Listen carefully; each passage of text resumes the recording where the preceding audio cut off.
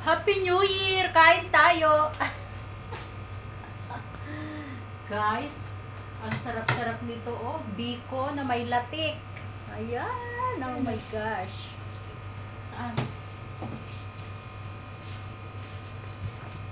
And meron din kaming bihon. Sure ko naman ang gumawa nito. Pero parang parehas naman sila. Walang alat. May asin yan eh. Oo, pero wala ang alat. Tikman mo naman din. Sarap.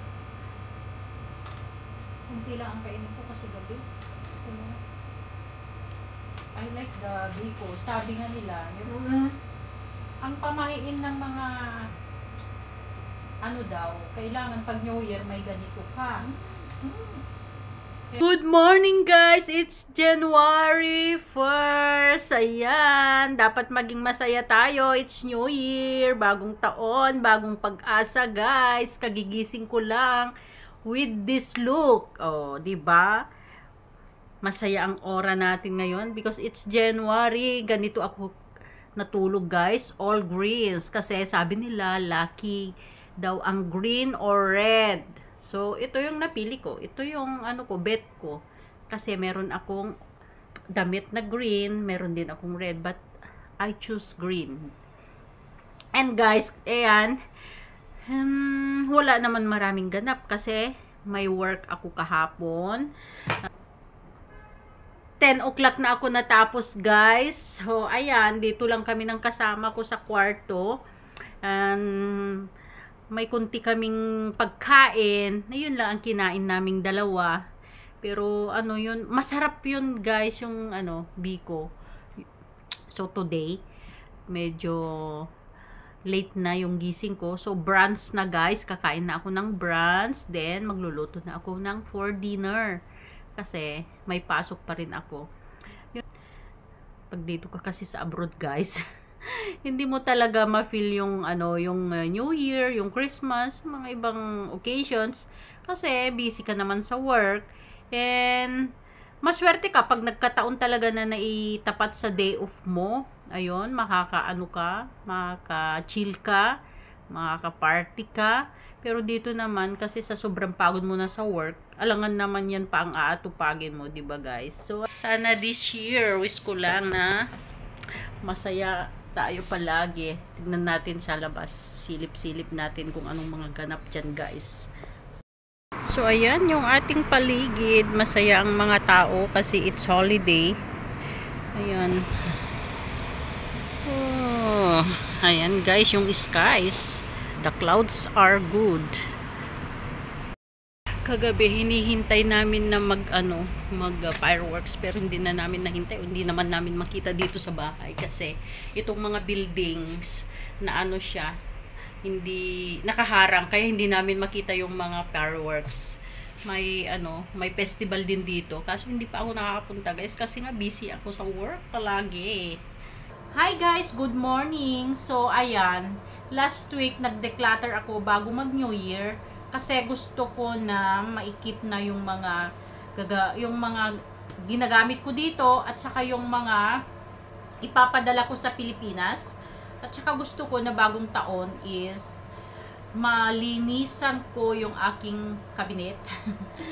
Kunti na lang talaga yung iniwan ko guys, yung araw-araw ko na ginagamit, yung mga kunting panlabas lang. Kasi hindi naman ako masyadong lumalabas kasi work and home lang naman ako. Lalabas ako, dyan lang naman sa bahay ng anak ko. So, I decided na lang na i-keep na yung mga ipadala ko sa Pilipinas. And ito guys, gustong gusto ko itong shoes na to.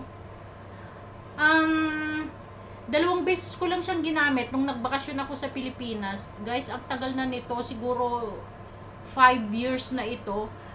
Ang ganda. Ang ano niya, ang tibay. Ayan. Hindi pa siya masyadong pudpud na madumi lang kasi syempre sa labas siya yung may patulis-tulis. Maganda yung ano niya, yung material niya. Pero guys, sa katatago ko, pag ano pala, madali siyang madali siyang masira. Nabili ko ito sa H&M guys. Matibay. Pero itong ano niya, oh, nagbakbak na, oh, sa katatago. Kaya sayang, alangan namang itapon ko. Siguro pag yung makakuha nito, baka dalhin niya, pwede naman niya sigurong ano, dalhin sa shoe shop at gagawan nila ng paraan. Kasi maganda ito talaga, guys. Gustong gusto ko talaga siya. Kaya ipamigay ko na lang. Medyo mabigat lang siya konti. Kaya hindi ako comfortable din. Pero maganda talaga siya. So ito, ipapamigay ko na ito. And pati na rin yung bag. And may mga ano pa dito, may mga damit. Mga blouse, dress, skirts, trousers. Hindi ko... Dalawang bags ito. Siguro pag matapos ko na ang mag-ayos, hopefully this week maka day off ako kasi wala pa akong day off, guys. Yun ang gagawin ko. May mga lagay ko na lang lahat sa mga sa donation box. Para this year's naman is mabawasan ng mga abubots.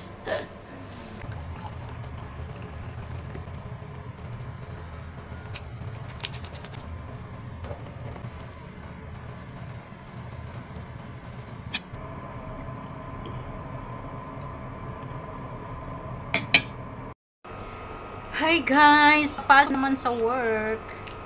Ito ang buhay. Kahit na New Year, magtatrabaho pa rin.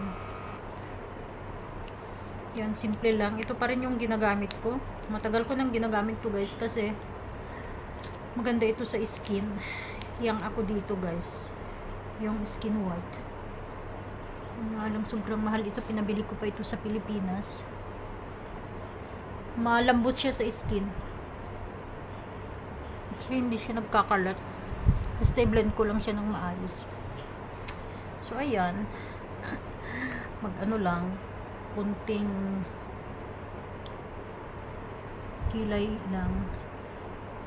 Hindi naman masyadong makapal itong kilay ko. Manipis naman. Kaso nga lang pasaway ito eh. Hindi nakikisang ayon sa tama. This is pasaway ito. So ayan lang, guys. Kabilis-bilis. So ayan, ready na. 1 minute na lang.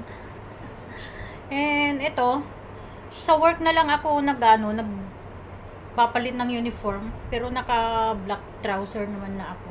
Kaya yung blouse ko na lang ang pinapalitan ko. Kasi hindi ko na inuuwi yung mga uniform ko dito, guys. So ayan, ready na ako. So ayan, guys, thank you so much for watching.